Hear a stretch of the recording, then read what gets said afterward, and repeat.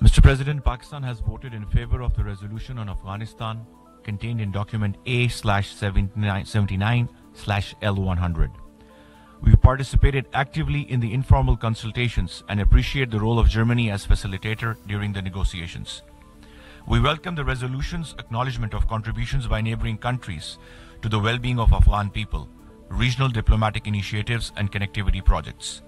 We also appreciate the acknowledgement of Pakistan's role in hosting Afghan refugees, the recognition of threats to Afghanistan's immediate neighbors, and call on Afghanistan to take concrete steps against all terrorist entities, especially the TTP, and the need for having an engagement architecture with a substantive roadmap for a clear end state of an Afghanistan at peace with itself and its neighbors.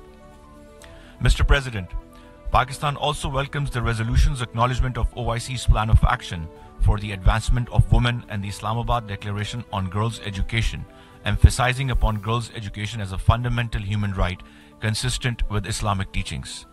However, we would also like to note with disappointment the inability of the resolution to include several aspects that were critical to reflecting the ground realities in Afghanistan.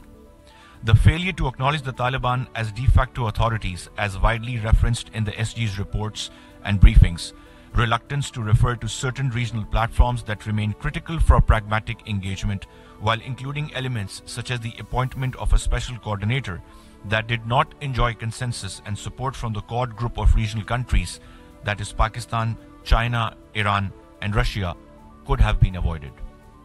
We must reiterate that any sustainable progress on Afghanistan requires the support of its immediate neighbors and key regional partners.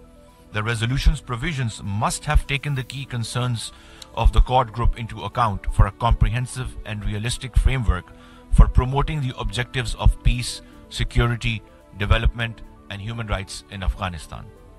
Despite these shortcomings, Pakistan has taken a forward step by voting yes on this resolution, with the hope to receive greater understanding towards key regional countries' concerns in future that will help us to jointly address the common issues faced in Afghanistan.